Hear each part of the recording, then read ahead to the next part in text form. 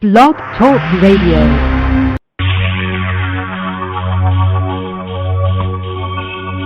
Welcome to Rage Against the Regime at Blog Talk Radio. To call in, dial 929-477-3565. That's 929-477-3565.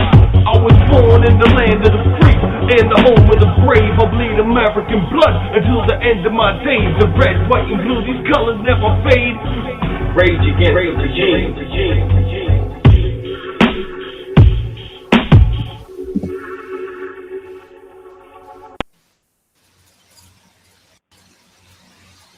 Well, it's Tuesday, 7 p.m.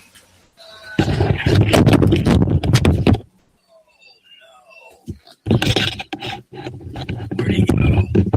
Oh, jeez. You sure it's not Monday? No, dude, it's Tuesday. It's 7 p.m. and I'm back. Well, kind of. I was just looking over Facebook, and there's a post that says, Democratic mayors in Michigan planning Muslim celebration on September 11th. Can you imagine that? Who in their right mind, I'm telling you, who in their right mind would have a Muslim celebration on September 11th in America? I just can't get over this. I cannot believe it. I can't believe what I'm seeing. Warren Todd Houston, Houston, H-U-S-T-O-N, is a Chicago-based freelance writer, has been writing opinions and editorials on social media, since 2001. And he's the one that's bringing us this article.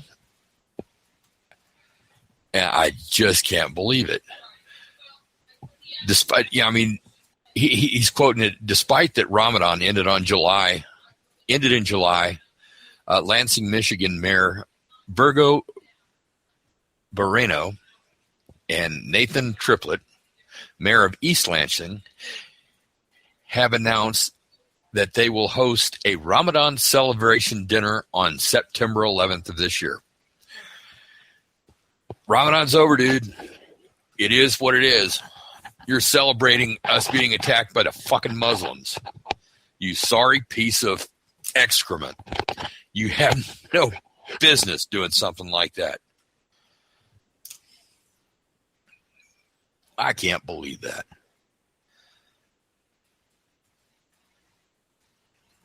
Is there not any white people left in Lansing, Michigan? Is it gone completely Muslim? You got to be kidding me.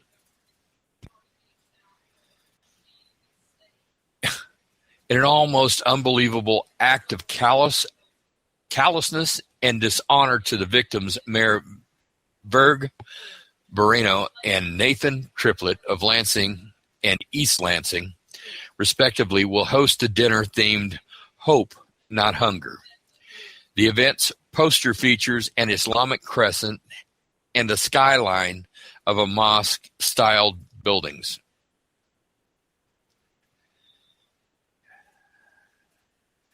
Oh man, he says, and this guy's talking about it, and he's not happy with it either. Adding insult to injury, the cities are sponsoring it with taxpayer dollars.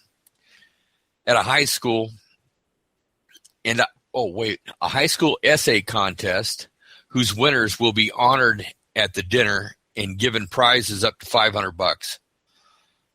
You've got to be kidding me. Folks, if you live up in that area, I'd suggest you drop them a line and let them know how much you don't appreciate that kind of thing. I'm going to drop them a line. I don't live up there. I'm sure they're going to poo-poo it off as some crazy Texan sent them a letter. But, hey, when they send their crazies to Texas, we kind of deal with them on the street. I can't imagine what's going to happen. You know what? That would be a great place and time to do a Draw Mohammed contest. Hey, Pam Geller, if you're out there listening, how about do a Draw Mohammed contest at the same time across the street? That would just be outstanding. You know, they want to rub up on us and push it in our face what they did. Fine, we'll rub up on you. We'll do it right across the street. It sounds like a good idea. If I was up there, I might even go do it myself. But I'm not. I'm stuck in Texas. I'm stuck in God's country, and I am proud to be here. Glad to be here. Love to be here. Later in the show tonight, we're going to have Gary Hunt supposed to be calling in to let us know just exactly what happened at court on Monday with him going to court. We expected the trial to start on Monday, and they were expecting it to run for 2 days. And when everybody, the people that went, they got there, I guess, 8:30 and went in and they were told that it wouldn't get out till 1:30. And when they came back at 1:30, they were told that it had already been settled and that they would, there was going to be another court date 30 days out. We're going to find out from Gary, who actually got to talk to Casey Massey right after he had returned to his private accommodations there, and find out just exactly what Casey had to say and how he's feeling about this new situation. Casey has been suffering from everything from his kidneys are giving out, even worse than what they were. The shingles haven't let up on him. And from what I understand, they're now saying that he's in the first stages of congestive heart failure. This jail time is killing that man. But he knew what he was doing when he did it. I'm talking about going down to the border, and it was put on his heart so hard to go to the border that knowing what he could face from our own federal government, he went down there and did it anyway. And on top of that, he was one of the first ones to publicly go out that had any kind of coverage whatsoever. And when the news crews and stuff were coming out, the people at Lone Star said, look, we don't want to talk about it. We don't want to talk with them. Casey, you go be the face of what we're doing out here, and you go talk to them. And he did, knowing it would put a bullseye on him from every side. And he did it. And he did it with a lot of style and class. If you've ever seen any of Casey Massey's interviews and stuff from there down on the border, they've run a lot of them in Japan and just all over the world except here. They would, for some reason, the media here didn't want to know, or didn't want it to get out that they knew what was actually going on down on the border. And KC didn't let it stop there. Every time a news crew would call up to say if they could come out, he never turned one of them down. He took them on tours. He put them up and he packed them around in the mule. Showed them the area that we were patrolling down there, and on more than one occasion, on several occasions while they were out on tours, the crews would actually get to film the illegals coming across the border, coming across the river there, and KC and the crew running them back across and sending them back to Mexico. Yeah, it was just amazing what was getting done down there. A small amount of the border that could have been done the entire length of the border. Now we've got Donald Trump, who is finally, thank God he's got a megaphone and he's got enough money that they can't shut him down and shut him up, is telling the truth about the illegal invasion that we are suffering here in America at the hands of Mexico, South America.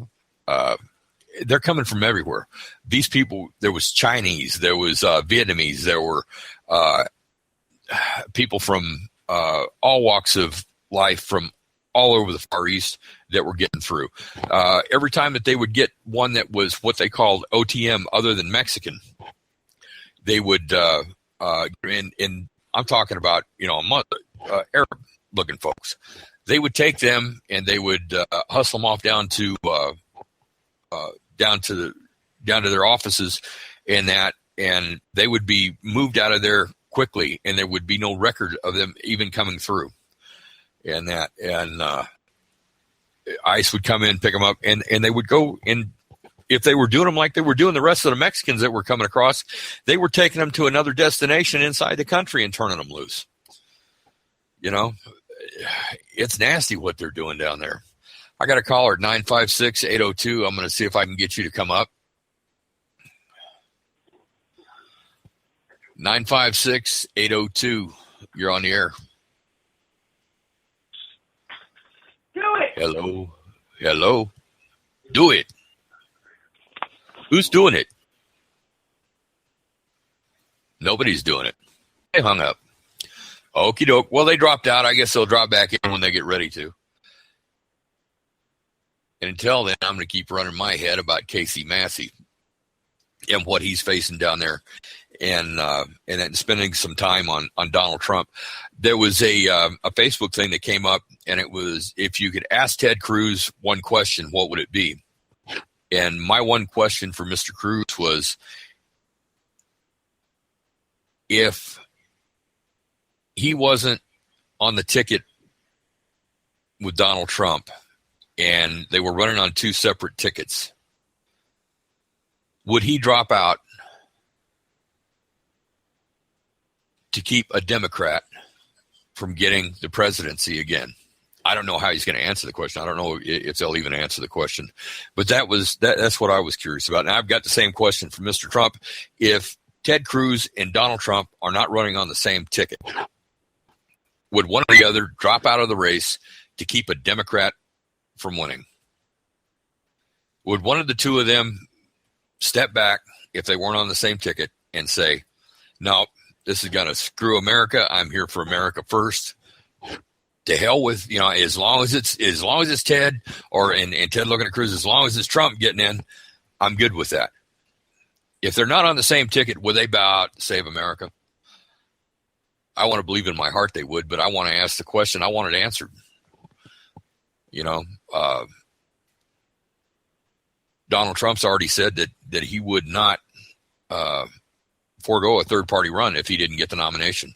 If he doesn't get the nomination and Ted Cruz does get the nomination for the GOP, what do you think that's going to do to the vote? Would we have another Perot effect? Would it take us farther down a rabbit hole? Would it be signing our death warrant? I kind of think it would. I really kind of think it would. But I don't think either one of these guys, if they're not running on the same ticket, if it meant losing to someone like Bernie or Hillary or even Biden, if he decides to run, or whoever it is on, that the commie liberals want to put up there and call a Democrat, would they back out? Now, if the GOP takes someone like Jeb Bush and gives him the nomination instead of Cruz and Trump, that would be the end of the GOP. There would be no more GOP. I mean, Jeb, he's a commie liberal in rhino clothing. He's a Republican in name only. He's already said, he believes in the Dreamer Act and everything else. We got to do everything we can possible to get these people legal in here. We're going, no way, hoser. No way. I don't know who's backing him, but I got a funny feeling it ain't the right folks. Nobody I know would vote for Jeb Bush. I'm not saying that I know a lot of people. But here in Texas, everybody that I run into up here, when they talk about Jeb Bush, they're glad he was in Florida. And that one thing he did bring to Florida was a ballot that was so long, it would take people 2 and 3 hours to complete the ballot. And they had to vote to make the ballot that long. And they did that. They got away with it. And they made it so long and so contrived that it was people couldn't even get through the voting polls and that through their to vote, because it was so convoluted. I don't want him nowhere near Washington. You can put him over in Washington State. You can fly him out to Seattle and let him be mayor there. That's fine. But I don't want them running anything that's got anything to do with me. And it looks like C may be in for an upset too. Their initiative going on. They're talking about redrawing the districts and that, taking away their advantage from the rest of the state of Washington. As Seattle goes, all of Washington state goes, because whatever those nut jobs over there decide to vote in, they're allowed to, regardless of what the rest of the state, like over in Spokane and that, they got a totally different way of looking at things than Seattle does. And the things that work in Seattle don't work in Spokane at all. But that's Washington. Here in Texas, we got enough worries of our own with the border. We have enough worries of our own that Texas is the number 3 economy in the world.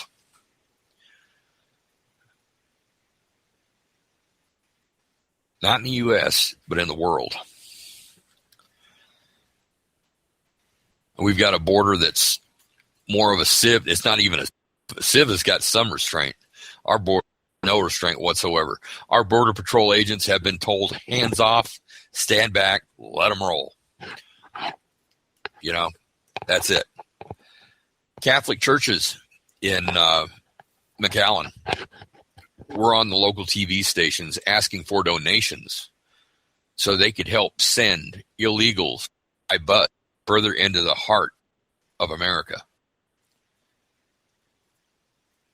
That's illegal. That's against federal law. Sanctuary cities are illegal and against federal law, but they're going ahead and doing it anyway, and look what it's gotten us. Rapes, robberies, murders. I think the people that are running these sanctuary cities ought to be held accountable for whatever their illegals do. I think they should be held accountable for the murders, the rapes, and the robberies that they commit. I think that those people that facilitated that scenario should face the jail times and punishments as the people that they vouch. I think their property ought to be seized. I think their bank accounts ought to be shut down. I think they need to be jailed. They have facilitated murder after murder after murder and murderer. They need to be held accountable. They knew that that was wrong. They knew that their experiment was failed. They knew it 10 years ago. And yet they've kept on and kept on and kept on. I think that Mr. Trump will be good on his promise to deport every last one of them and to hold accountable the people that made it possible. I don't think Mr. Trump give Obama amnesty once he's been tried. I don't think Mr. Trump or Mr. Cruz would give either one of them amnesty. I know I wouldn't. And then let's bring Hillary into the room and trot her out. Do you think she deserves amnesty? If by some chance Holder or somebody else, because it will be after Holder, finally comes out with a charge, do you think that it would get to the president's office and like Richard Nixon, be pardoned? I don't think Trump would, and I don't believe Mr. Cruz would either. What do you think? Give me a call at 929-477-3565. It's 929-477-3565. It's Rage Against the Regime. I'm James, and I'm going to play you a little something right now.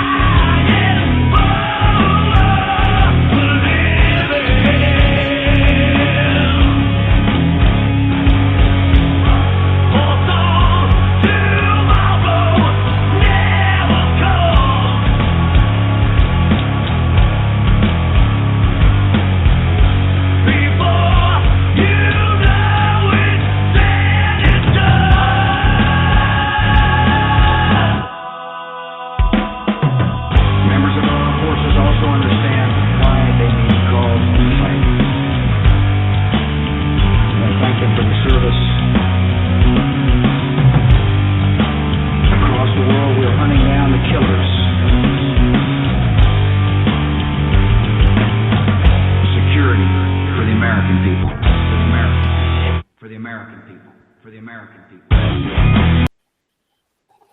Yeah, it's for the American people, all right. Trump wants to bring our military back up to a standard that nobody will jack with. I'm all for that. I don't think military, well, I know it isn't. The Navy is not as big as it was back in 1917. Come on, folks. Oh, you've got the latest, greatest in ships and everything else. One of those is like 10 of something else. Yeah, okay. You knock one of those off, and then you got what? Oh, yeah, that's right. A leg up on everybody else. I'm telling you, it's just ridiculous. Absolutely ridiculous, the state of affairs we have let one regime get us into. They spent 30 years themselves in place to do this, and their time is almost up, and they're scared because they know that the end of this term is the end of their run. Had an opportunity to do good. Everybody got back out of the way and said, all right, you think you can do it well and you can do it better. Here's your opportunity. And what did they do? They thrashed us.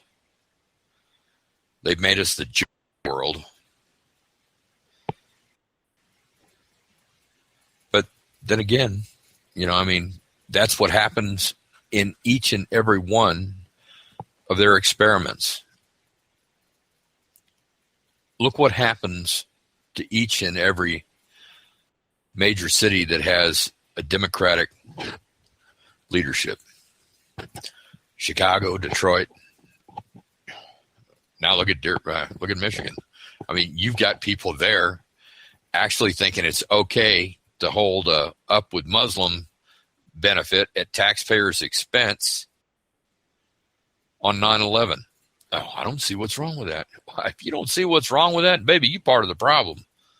There's a cure for you. And you're fixing to have to take that cure. I cannot wait. They talk about this and that and the other thing, but they haven't done anything worthwhile. Gun-free zones, nothing but shooting galleries for the mentally disturbed.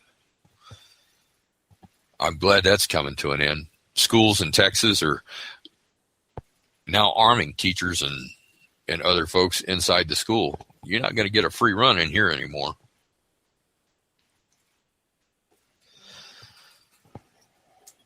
People are waking up. A lot of folks say, well, it's too late. No, it ain't too late. Never too late. The only time it's too late is when you quit. And I ain't seen quit in any of my brother's eyes. Ain't none of them got any quit in them.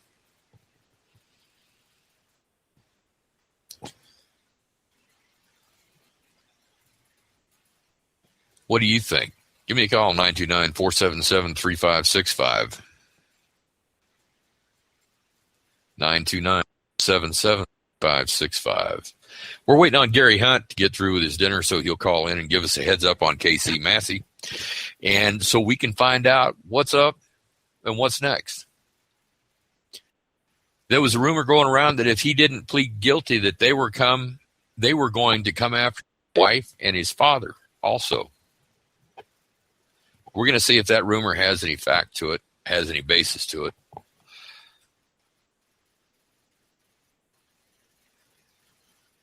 When Gary Hunt calls in, me, I stay away from rumor and speculation as far as I can, except for that question I had for Trump and for Cruz. That's not really speculation. I'm just kind of wondering if they would step back, if it meant that disaster of having another Democrat in the White House. Also got a side bet going. I've got a couple of friends, and we've got a pool going on how long it'll take to fumigate the White House once the new president is elected. If you want to get in on the pool, the number is 929-477-3565. You don't have to leave your name. We'll assign you a number, and you can pick your days. 929-477-3565. Let's see what else I got over here that I can play and get away with playing. Ooh, a good one.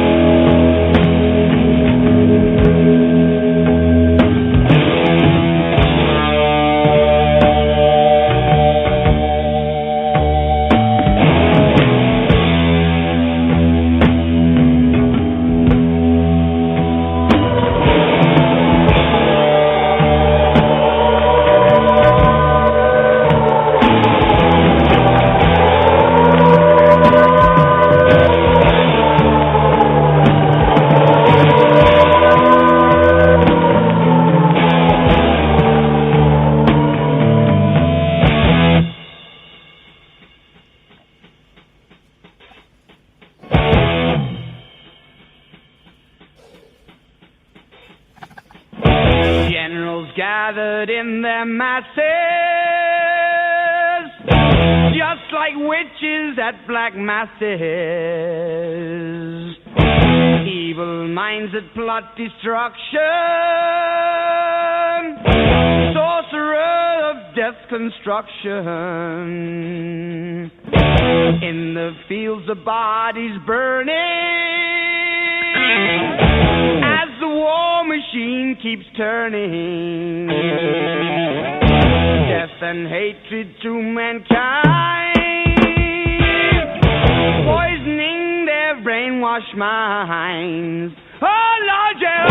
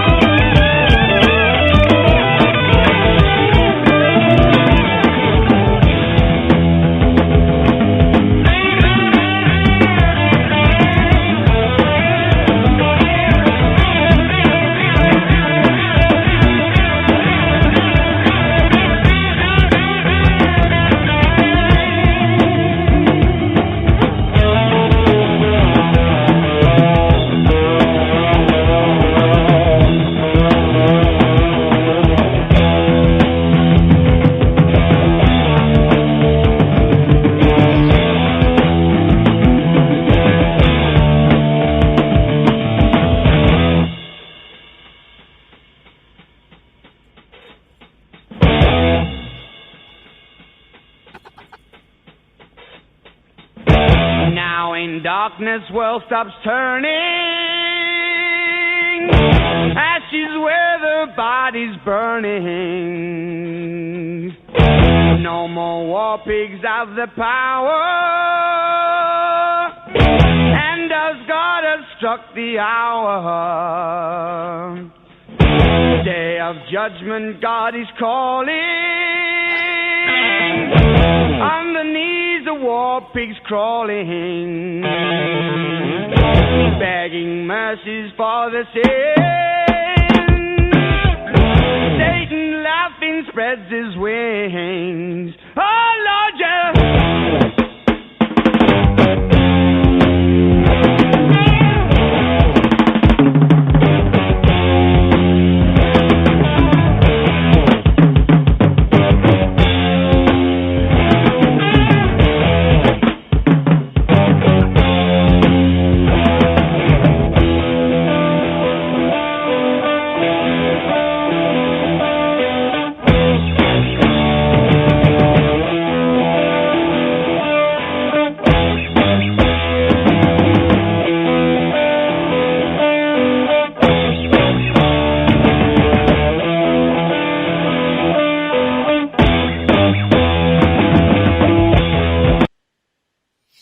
Well, I'm back. War Pigs is over. The number is 929-477-3565. And we're waiting on Gary to give us a call in and give us a heads up on KC Massey and what's up and what's next with him. We've got a caller on the line, 530-384. 530. Waiting for. Oh, hey, what's up, Gary? Yep, been waiting for you. Been listening to Little War Pigs and having some fun. Yeah, I had to eat dinner. Couldn't upset my wife, so. Oh, heck no. That and your backbone, too, because your belly would have been chewing on it. Well, Army travels on the stomach, doesn't it? I'm telling travel you. well. Atta man.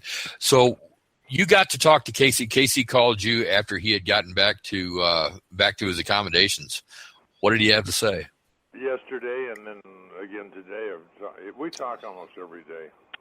Fantastic. Sometimes a couple cycles because of we haven't finished our conversation. A lot of times it just gets there's so much time on the call and then they cut it off. But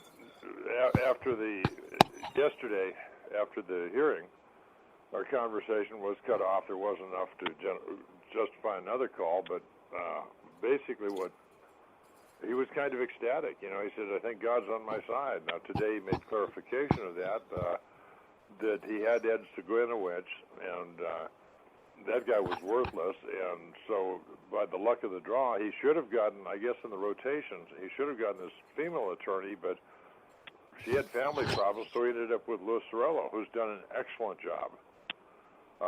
You know, he came up with the has-had argument and wrote that brief that I think should have been to dismiss the indictment. I think should have been granted, and I wrote an article why I think it wasn't granted, because his denial of it, the order denying it, just didn't make sense. But getting Hannon as the judge, now Hannon's taking on the Obama administration on this work permits and amnesty issue, and where Justice Department lied to him and everything, and so he's got his plate full, but he seems to be willing to take on the government on one level, and perhaps now be willing to take on the government on another level, which has to do with what's Casey Massey's whole case. And so Casey was really ecstatic. Now, I confirmed today what was interesting is we've been working, you know, I told Casey, if you didn't call me last week sometime, if you don't call me between now and then, Saturday I want you to call me, and Sunday I want you to call me to psych you up, to get you prepared to go in the court with your head held high. And he called me twice on Saturday and again on Sunday, and he was ready to go in there, and we discussed. They had come back with an offer for a plea agreement. Then it was misunderstood initially. But he went in with his head held high, and I put out the article on Commerce, I think on Thursday, and then I had it mailed to Hagen on Friday to make sure he read it, to try and have him go to court on the downhill side of the psychological warfare battle. And I did confirm with Casey today. He told me yesterday Hagen was very upset over things going on in the court. But I asked him today, when Hagen walked in the courtroom, was he depressed? Was he down? Yeah, he was down the whole time. He got angry at one point and everything. So, that psychology plays a role in any business dealings. See somebody like Donald Trump, that guy's always up, and that's how he wins a lot of negotiations. If you're down, you can't. If you believe you can, you can. If you don't believe you can, you can't, unless somebody throws it at you. So, but he's in extremely good spirits, and he felt that God was there in giving him Hannon and Sorella. He doesn't know why God threw Hagen at him, and I told him that probably wasn't anything to do with God, but he is extremely happy now that the best he's been since he first got arrested. I mean, even the time he was out, he didn't get as exuberant as he did yesterday. And today he's just looking forward to the battle. The trial will be September 30th. It's a Wednesday at 10 o'clock a.m. But again, if somebody wants to go down out of curiosity, but no demonstration, if you go down, you're going to observe. It will be a bench trial, not a jury trial. And that's to Casey's advantage. And he's got 5 more weeks to go. But he's more than willing to take it in stride. Interestingly, the Aryan Brotherhood, according to the guy he talked to today, I think it was U.S. Marshal, he said that has been removed from your jacket. There is no longer any gang affiliation on your jacket. They didn't offer him to move him to general population, but he decided he didn't want to go to general population because now he's got a television, and he's anxious to continue doing his research because, the 14th, the Federalist Papers, he had gone through that and pointed me to most of what I used in the article on Commerce. He's done some research on Texas law, Texas Penal Code, which is the foundation for the article that I'll have going out tomorrow. And each one of these articles is biting deeper into the federal government's claims that they have a right to enforce stolen and possession laws. They don't. And it's going to be quite apparent by the time, and if Sorella writes it up properly, then we're going to win on the 30th. Did he mention anything about them threatening his family if he didn't plead guilty? Because when he went in there, didn't you tell me that he had already planned on pleading nolo contendere? Yeah. He had heard not as much as the family, apparently. What Hagen had told Sorella, I think, was directed to the family. And Sorella, he's been away from his wife 80 hours a week now, or so he says, but he's got an obligation to Kevin. But Hagen gave him the seeds to plant with the family to make them anxious about the whole thing. I don't think he said as much to Kevin. Kevin got most of what he got from Christie, just like I did, and Vic. Right. They did see him this morning finally, too, by the way. But they didn't see him yesterday because of the confused timing on the hearings. But even Christie, when I talked to her today, she believes it quite possibly could be a threat to intimidate. But Christie bought him one of the rifles he had under Texas law. She has every right to buy him the damn rifle.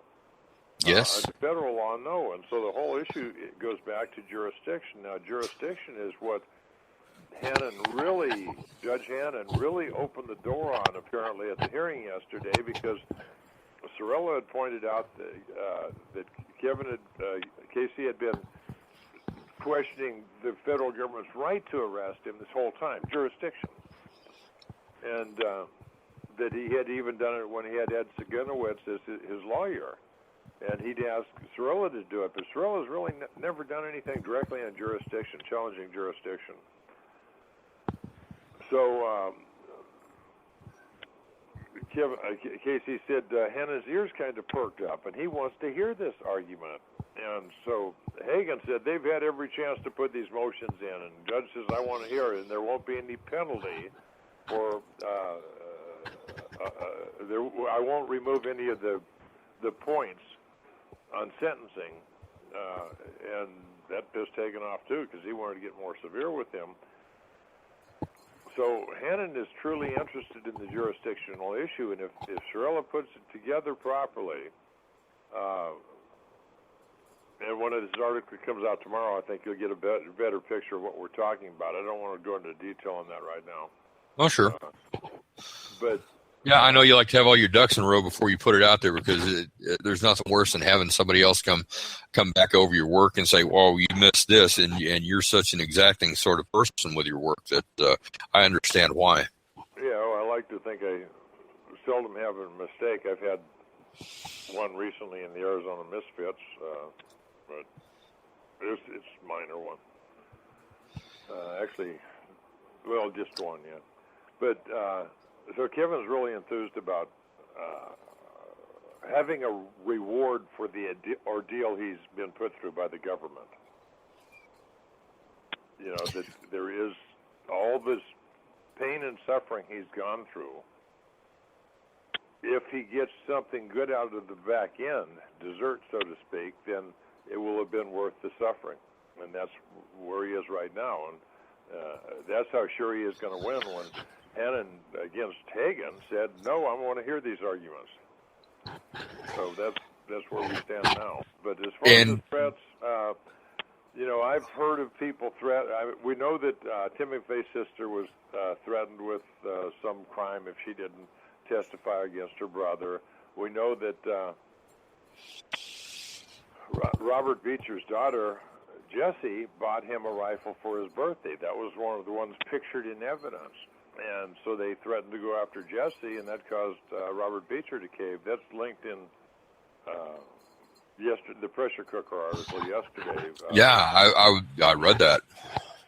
But Beecher took 15 years. Thinking he was innocent, he took 15 years rather than let the government go after his daughter.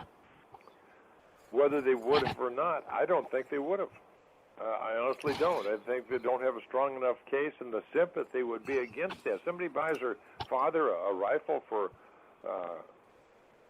his birthday. You know, are we going to let the laws intrude on a good family relationship? So emotionally, it's a tough issue to go after the daughter, and I don't know if they would have or not.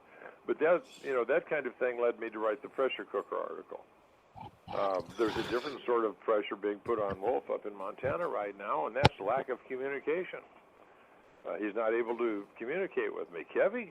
Casey can, but Wolf can't, and Wolf has not been charged with, or he's been charged with the crime, but he's not gone to trial, but they cut it off after they found out what we were talking about, which was habeas corpus.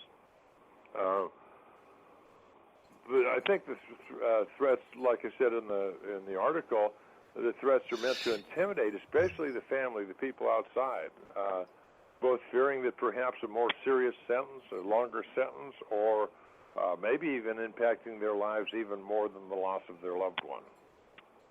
So it's a scumbag. It's not justice. You can't call it justice when intimidation and threats are used to coerce people into doing things. Can you? Well, he was. They were actually going to try to coerce him into admitting that he did something that he didn't do. Right.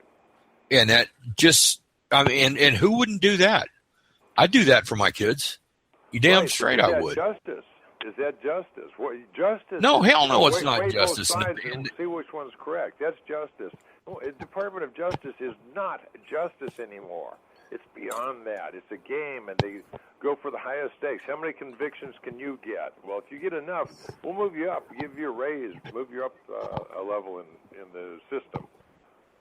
And they do give awards for these. The Florida Common Law Court trial, for example, can't think of the attorney's name now, but he got an award after he got the conviction on the people in the Florida Common Law Court trial back in 1997. They had a picture getting it from Janet Reno, this nice certificate, and those are like anywhere else. Those help you get promotions, and so Hagen's got a tough road to hoe on this one.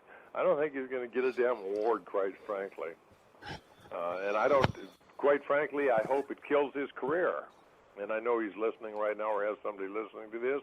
Mr. William Hagen, I hope it kills your career. You are a scumbag for following the dictates of those up the river, to use a phrase I believe you used, to destroy people's lives without any sense of fucking justice.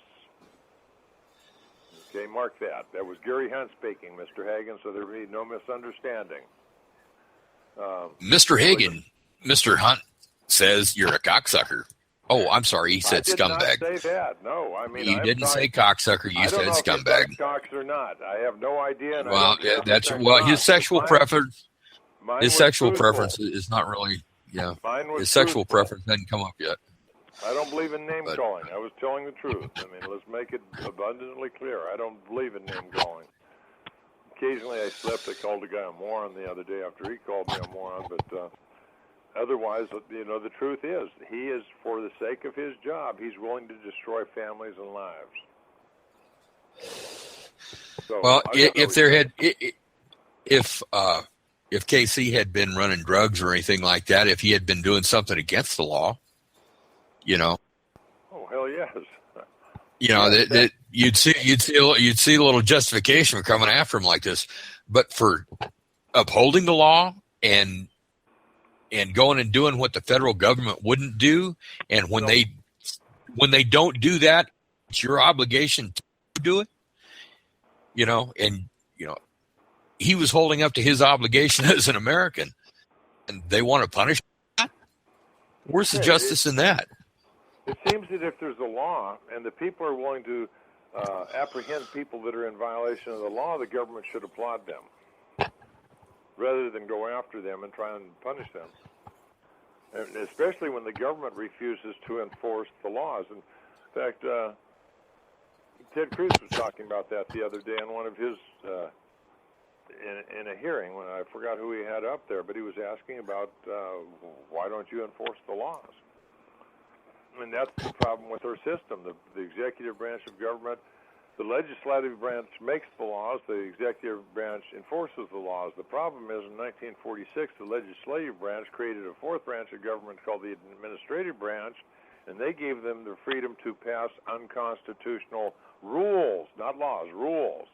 And everything we see in U.S. Code, most of it is rules, not laws. They're able to pass unconstitutional rules and enforce them. But they got to stay within the constraints, some constraints, and this one on felon in possession of firearms is one that is within those constraints if you read the law, but if you interpret it the way you want it to be, it's outside of that, and that's the whole has-had argument that the federal government has control over commerce. It's misapplied, according to my article on commerce, the article before last on commerce. It's misapplied because what was intended was to keep one state from taking advantage of another state because goods had to be transported through the first state. And if they could impose tariffs, then they add to the price of the product being sent by the second state. And Federalist Papers 44. James Madison made that abundantly clear what the purpose of the Commerce Clause was. So it's stretching it to use it to attempt to control what somebody can own. But, I'm not going to argue at this point. I would later when we get a little closer to it. But I wrote an article a while back using the stairway, the overpass, and the stairway down the other side. Once it's on the sidewalk, It's out of commerce. And anything Kevin had was out of commerce. So what they've got, and that's what the has-had argument about, has been in effect in commerce. If it had been in commerce, then that would be different. But as it has, I don't remember my tenses right now, but I had to look them up for the article. But that means kind of right now, associated. But had could be any time in the past. But it's kind of interesting when you look at it that way, too. If I would look into the past it being in commerce, why can't I look into the future it being in commerce and penalize somebody for what they might ship in interstate commerce. And it's as ridiculous to say that I didn't get it out of commerce, but I can punish you after the fact when I can't be presumptively say that you did it before it went in commerce. Not that you shipped it, that you owned it before it went in commerce. You sold it to somebody, they shipped it somewhere. You know, it's kind of the opposite ends of the same bullshit.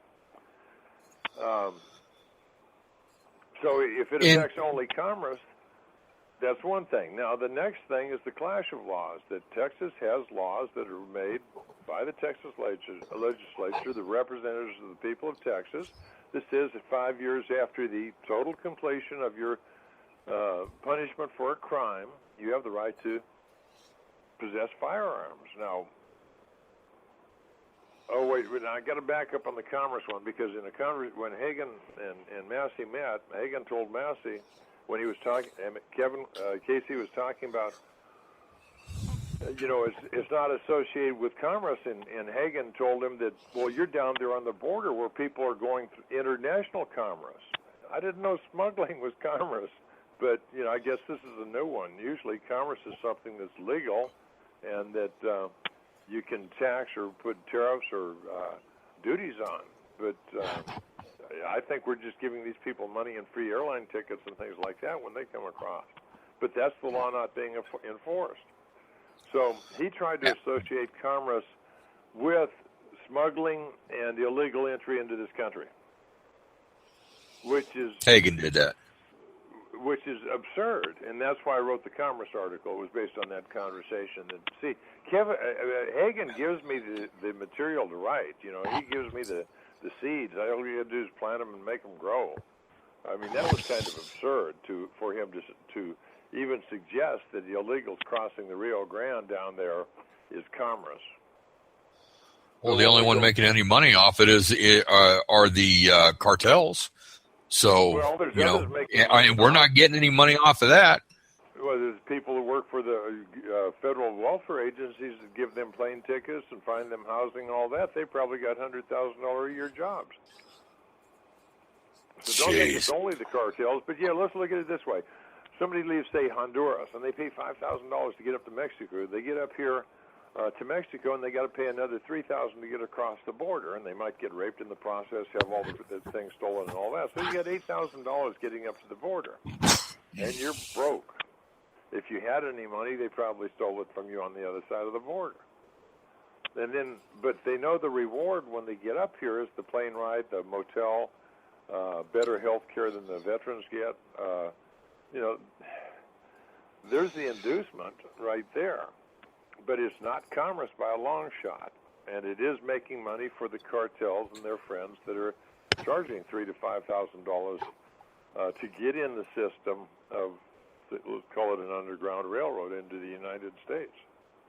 I saw an article today that's looking at what it actually costs the U.S. taxpayer for a illegal family to be here, and it was close to $250,000.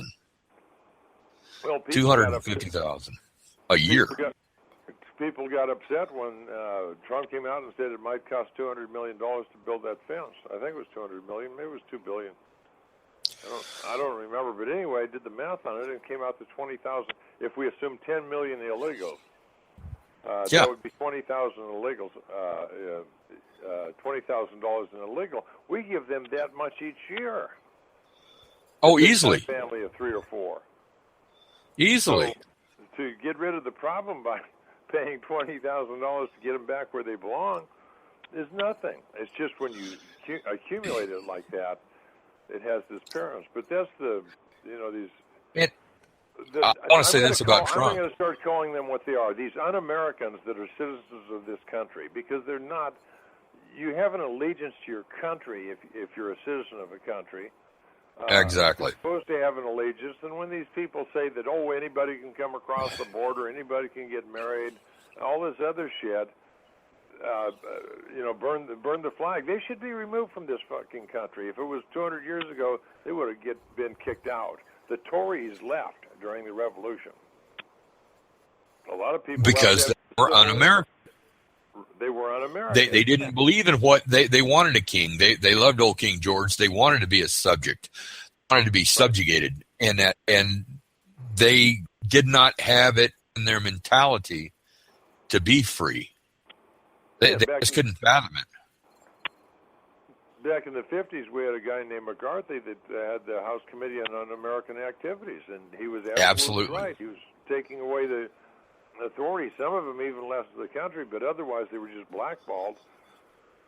And they chose to leave when they were blackballed because they couldn't make a living here, but they were un-American. They were trying to, I wrote an article a couple of years ago called "The Constitution is Not a Suicide Pact." How can the document have its own demise built into it? So the freedoms that we get, once they turn against that very document,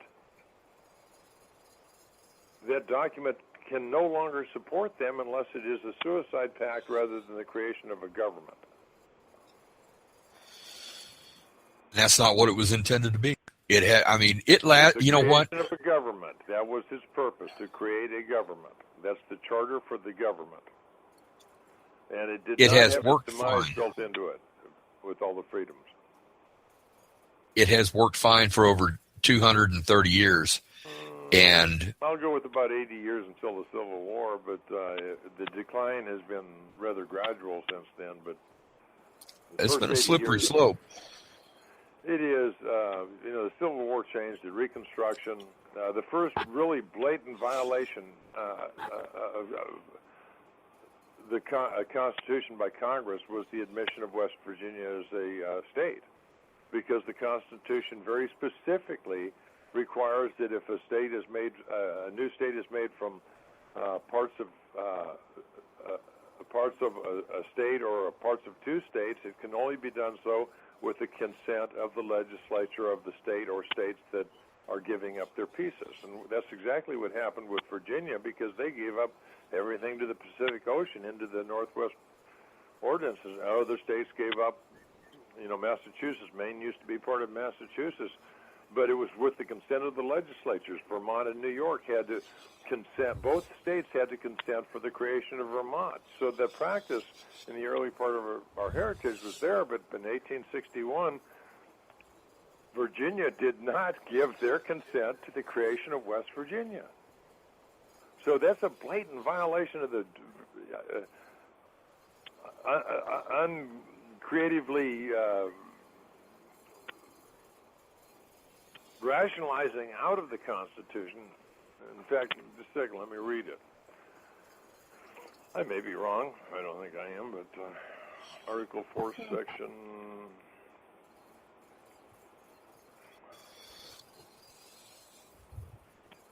Article 4, Section 3. New states may be admitted by the Congress into this union, but no new states shall be formed or erected within the jurisdiction of any other state, nor any state be formed by the junction of two or more states or parts of states without the consent of the legislatures of the states concerned, as well as of the Congress.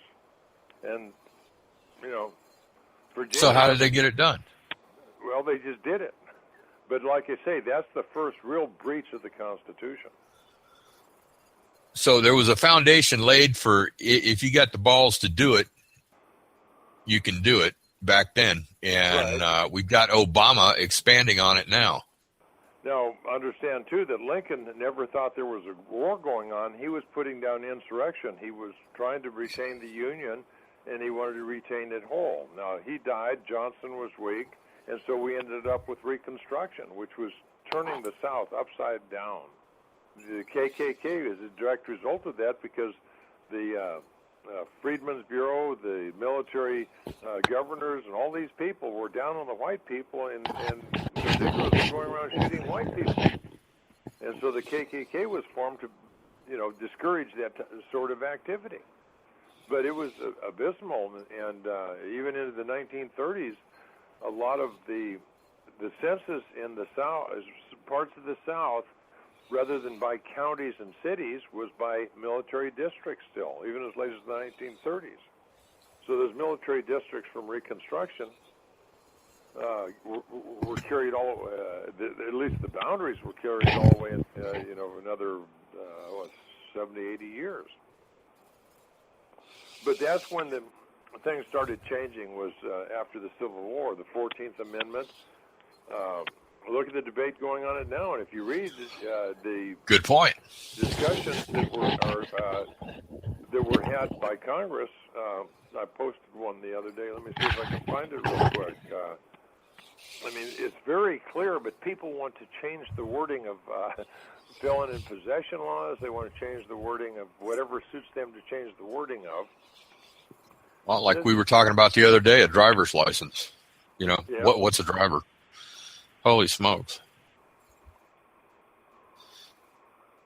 Okay, this was Congressional Globe, which was the forerunner to the Congressional Record. It was May 30th, 1866, at page 2890. It was the beginning of the discussion on that day of Reconstruction. Mr. Howard speaking. I now move to take up House Joint Resolution 127. The motion was agreed to in the Senate, which is the first Reconstruction Act. And the Senate, as in Committee of the Whole, resumed the consideration of Joint Resolution H.R. number 127, an amendment to the Constitution. The President Pro Tem says the question is on the amendments proposed by the Senator from Michigan, Mr. Howard. So Mr. Howard says the First Amendment is to Section 1, declaring that, quote, all persons born in the United States and subject to the jurisdiction thereof are citizens of the United States and of the states wherein they reside, end quote. I do not propose to say anything on the subject, except that the question of citizenship has been so fully discussed in this body as not to need any further elucidation, in my opinion. This amendment, which I have offered, is simply declaratory of what I regard as the law of the land already, that every person born within the limits of the United States and subject to their jurisdiction is, by virtue of natural law and national law, a citizen of the United States. This will not, of course, include persons born in the United States who are foreigners, aliens, or who belong to the families of ambassadors or foreign ministers. Read that again. This will not, of course, include persons born in the United States who are foreigners, aliens, who belong to the families of ambassadors or foreign ministers accredited to the government of the United States, but will include every other class of citizen or every class of person. This settles the great question of citizenship and removes all doubt as to what persons are or are not citizens of the United States. So this is the guy that introduced the bill into the House. And he said it does not include foreigners or aliens. If a foreigner's on a visit here, like what they're doing from Asia, he's a foreigner. So it does not include him. If he comes here to live, that's different. If he has a green card, if he's coming here to live, that would change the whole nature of the thing. But the aliens would be the ones coming up from the South. They're not just foreigners, but they're illegal aliens. So they're excluded. This is called legislative intent, and that was meant by Section 1 of the Constitution. And I'll give you another reason for it.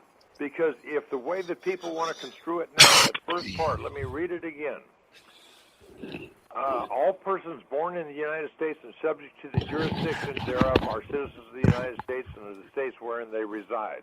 Now, if it said all persons born in the United States are citizens of the United States and subject and of the states wherein they reside, and we left out that qualifier and subject to the jurisdiction of, then that would say anchor babies were born here, they're babies. But that qualifier and subject to the jurisdiction of is where the line is drawn that excludes foreigners and aliens.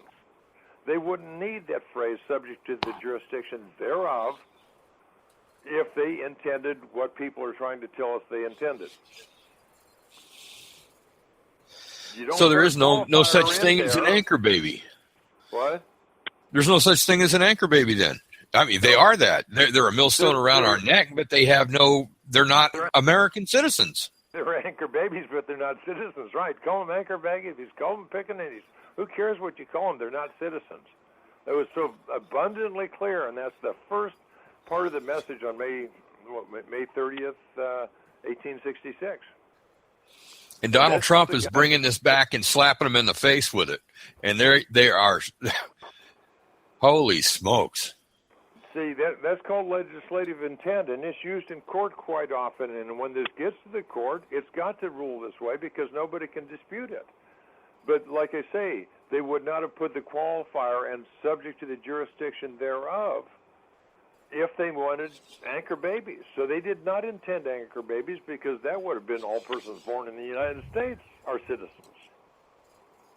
That phrase in between, period, subject to the jurisdiction thereof, means this ain't all true. It's like shall not be infringed. How much clearer can you get than that? But boy, do they want to make it muddy. Well, it's very plain and clear, Mr. Hunt. They were never intended to be American citizens. Absolutely.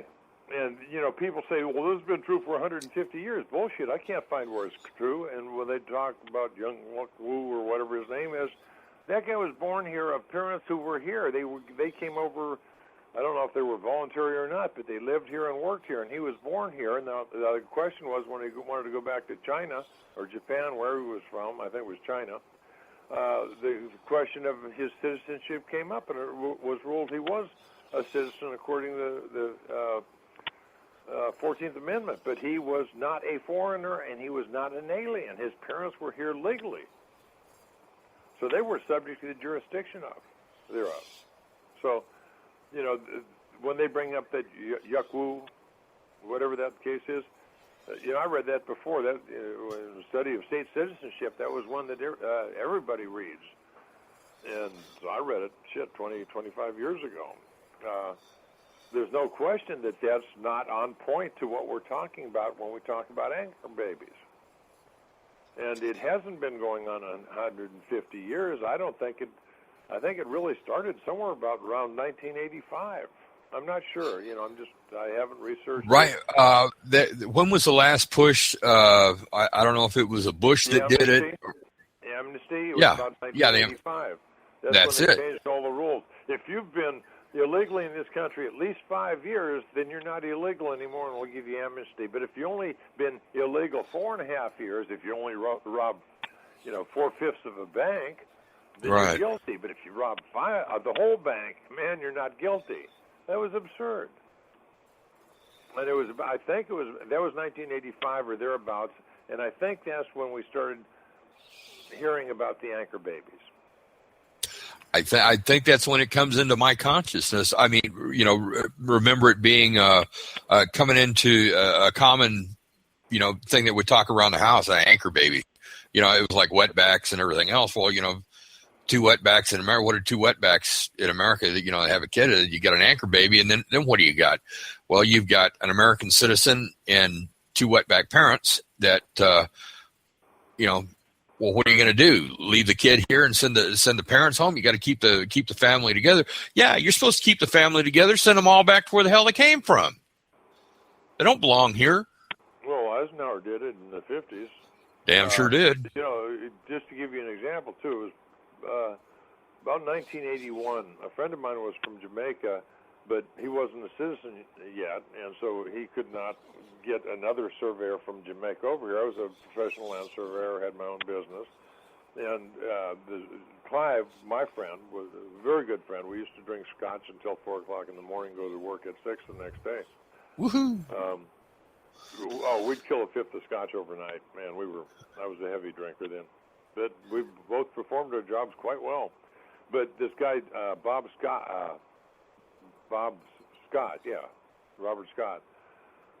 was in Jamaica, and he wanted to come over here and bring his family. And so I got in touch with the immigration people. What do I have to do? They sent me this big package, and we started processing this work. I got it filled out. I got him to fill out his.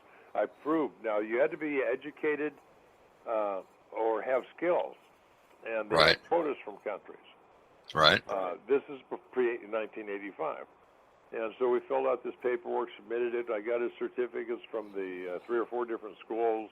He got his final one in London. You know, it's not like they're really foreigners. They're kind of half-breed Americans because they're English. We got all this paperwork together and sent it in, and 3 years later, he was finally given permission to come up here. And, you know, my deal with him was he paid all the expenses, which came to about $35 for mailings and things like that.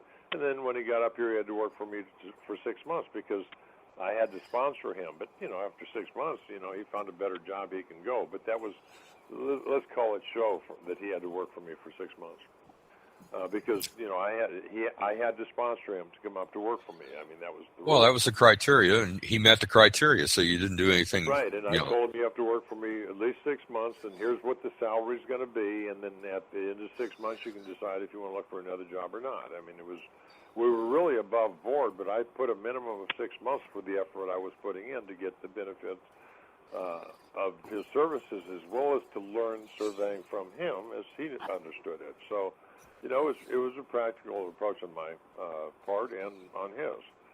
But it was 3.5 years. And in 1985, now, I had part ownership in a Mexican restaurant in Castleberry, Florida. And our cook was an illegal, and I knew it. And, you know, I wasn't going to say anything. He was a damn good cook. But when in 85, when they had the amnesty thing, he'd been up here 12, 13 years. He went down and got his. You know, if it was now, I might have objected, but then I wouldn't. He was a damn good cook, and we couldn't have done without him. But that's the way it was. 3.5 years for Robert Scott, and 1 week for, what was his name? Shoot, I can't even think of his name now, but the guy the illegal was our cook in the Mexican restaurant. We're just a few years apart. So I've got a good handle on that because of, you know, my experiences in dealing with immigration. Yeah, it kind of rings a bell.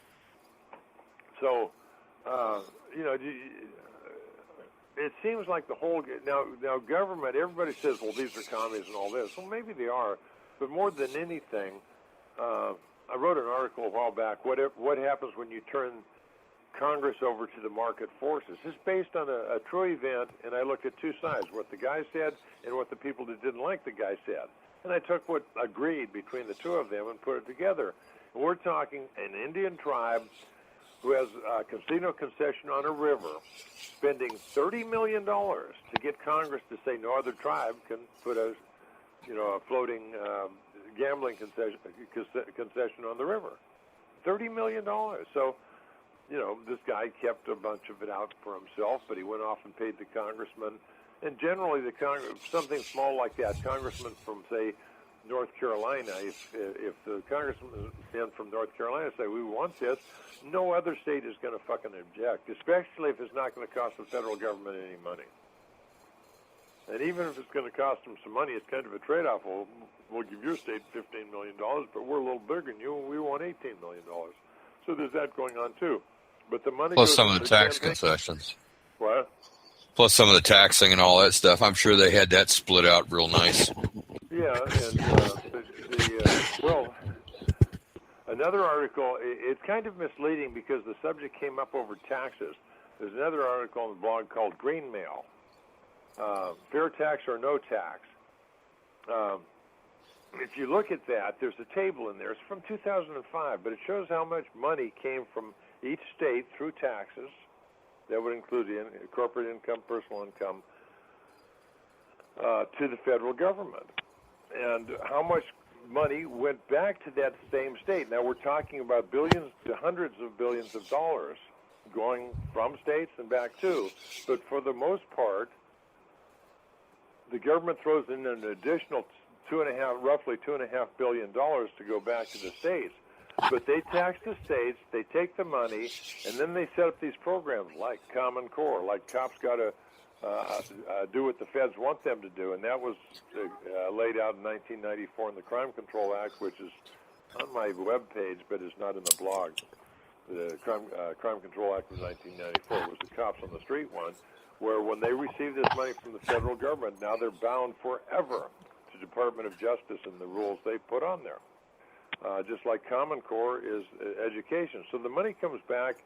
People say, well, that's blackmail. No, it's not greenmail, because blackmail, you want money from people. And greenmail, you give them money to make them giving do money what to you want them people. to do. Yes. Yeah. Blackmail, they give you money to keep you from turning them in for something.